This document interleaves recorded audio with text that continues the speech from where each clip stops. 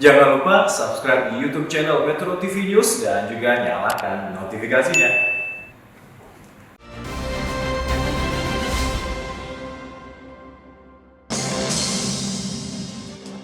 Baik, Anda kembali bersama kami di Kontroversi, pemirsa. Mas Roy, saya ingin balik ke Anda. Kalau ada yang bilang binary option, robot trading, kalau di luar negeri ada kok yang legal, di Indonesia saja yang ilegal. Ini hanya persoalan regulasinya belum jadi, tapi suatu saat akan legal juga. Nah, apakah betul seperti itu? Sebetulnya karena regulasinya lebih lambat saja memang dari eksekusi.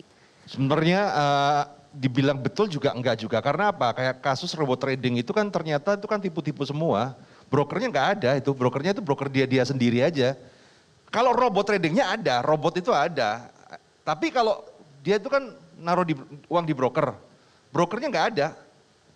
Itu cuma sekedar chart MetaTrader yang bisa diedit-edit, jadi benar-benar nggak ada. Custom ya? Iya. Jadi di back end-nya, metadatanya dari tim IT-nya itu bisa mengganti. Bahkan setiap player itu bisa berlain-lainan. Suka-suka dia ya. Betul. Jadi Kita itu buka 10 layar di waktu yang sama bisa beda-beda itu bisa ya? beda-beda. Itu yang mungkin orang tuh mungkin kalau judi aja siap kalah kok.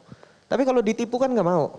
Jadi kalau judi tuh orang udah siap, ini keluarnya besar atau kecil. Udah siap nih, saya datang ke kasino tuh buat judi udah siap kalah. Ini binary dia beranggapan seperti itu, tapi enggak. Ketika kita pasang kecil menang, ketika pasang gede udah dikalahin di back end-nya. Jadi ditipu, itu yang Ini orang sebenarnya nggak mau. fenomena ini udah ada namanya bucket shop.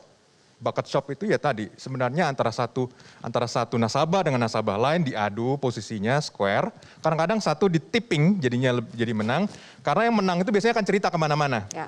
Yang kalah biasanya tadi disimpan dalam hati, malu gitu kalau kalah. Nah cerita kemana-mananya ini yang sebenarnya adalah sarana marketing untuk mengundang orang lain untuk masuk ke dalamnya. Dan ini fenomena yang sudah ada dari tahun 1800-an di Amerika Baik. sudah Kembali berkembang. lagi ke pertanyaan saya, apakah ini terjadi karena memang kelemahan regulasi kita?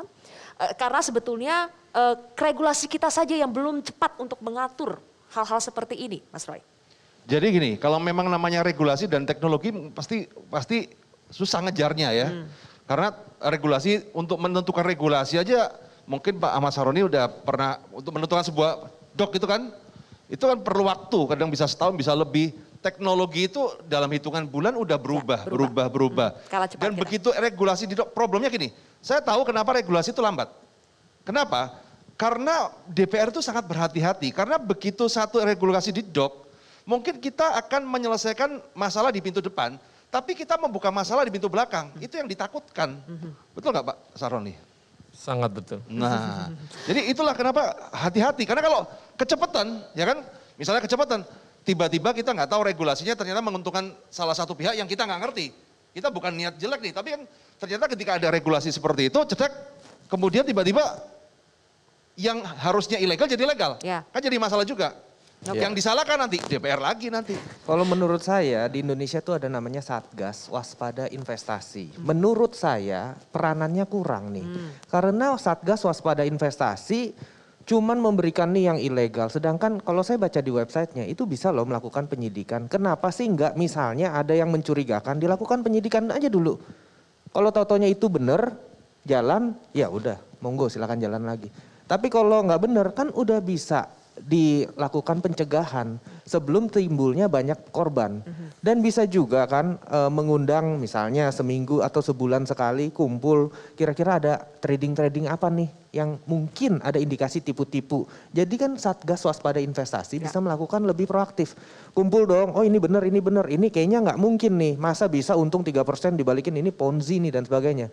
Kalau bisa lebih proaktif seperti itu, saya yakin keadaannya tidak seperti genting seperti sekarang Oke. ini. Jadi sebetulnya kita sudah punya Satgas Waspada Investasi, OJK, Bapti, tapi kenapa yang kayak gini-gini masih bisa terjadi, Bang Roni?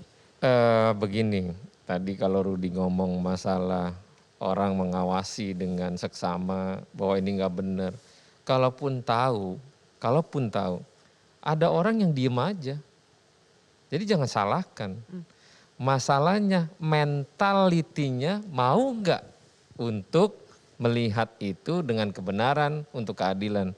Jarang. Satgas waspada dibuat pada porsinya hanya untuk mewaspadai aja. Penyidikannya nggak bisa dia. Langsung ke penegakan hukum. Penegakan hukum proses lagi.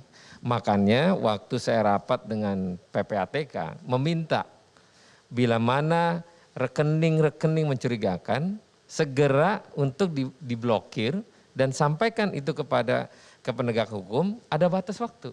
Nah, batas waktu itulah yang ditentukan oleh penyidikan, oleh Mabes Polri misalnya, itu ditentukan 20 hari. Nah, kalau ada ditemukan indikasi yang tidak baik, maka dilanjutkan prosesnya. Ini adalah regulasi. Nah, kalau terkait dengan regulasi yang tadi Roy sampaikan, DPR bukan berarti gampang untuk melakukan regulasi, buat regulasi. Ini prosesnya panjang, bahkan bertahun-tahun karena apa? Untuk mensinkronisasi aturan-aturan yang berbeda dengan lembaganya, itu kan perlu duduk bersama. Karena duduk bersama itu makan waktu. Menyesuaikan dengan lembaga A dengan lembaga B dan C, itu harus satu pintu. Nah, barulah DPR di sini mengambil keputusan dengan regulasi yang tepat. Kalau enggak segampang itu. Dibuat dengan mudahnya orang bisa bayar dengan segala sesuatunya, tapi masalahnya di belakang. Oke. Kalau waspada sekedar mewaspadai juga nggak apa-apa, itu kan sudah cukup menggertak ya. Kalau misalnya dipanggil nih rame-rame, ditanyain satu persatu, itu kan sudah cukup Iya, menurut memberikan saya entah warning. apapun itu, maksudnya kalau ini kan sekarang nggak viral, nggak beres lah istilahnya. Kalau mungkin sebelum viral, justru ya dicari tahu ini apa, dipanggil dulu. Mungkin entahlah itu Satgas atau apa. Dicari tahu apakah ini benar nih kira-kira nih, apakah sesuai dengan regulasi. Kalau nggak benar kan udah bisa di stopin sebelum masyarakat lain kena resikonya. Mungkin bedanya kalau viral itu susah di lobby. Kalau nggak viral gampang lobbynya. Iya benar Pak. Itu aja udah. Iya, Kalau iya. yang viral susah di lobbynya kenapa Bang Roni? Ya karena sudah udah banyak. terbuka. Semua orang bisa lihat. Mau lobby susah.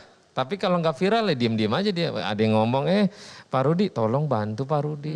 Ya susah. Karena sekali lagi ya, kita ini ketika berhadapan dengan penipuan-penipuan itu, aparat kita itu berhadapan dengan orang yang pegang duit miliaran ataupun ratusan miliar bahkan triliun. Jadi sebagus apapun regulasi, kalau ya itu yang seperti tadi Pak Poltak tadi bilang, kalau law enforcement-nya masuk angin ya selesai sudah. Oke. Nah, dan makanya viral itu ya, apa ya, keadilan sekarang di Indonesia itu keadilan itu kalau viral baru adil. Kalau nggak viral nggak adil. Maka sosial media penting ya Pak. Kita Penting, viralin betul, gitu. Inilah baik, kita masih ada satu segmen lagi Bapak-Bapak. Di satu segmen terakhir kita akan mengambil lesson learn yang bisa kita dapatkan dari kasus-kasus yang terjadi, penipuan, tindak pidana pencucian uang, flexing dan sebagainya. Ini apa? Kita akan mengambil pelajaran-pelajaran dari Bapak-Bapak ini usai jeda pemirsa.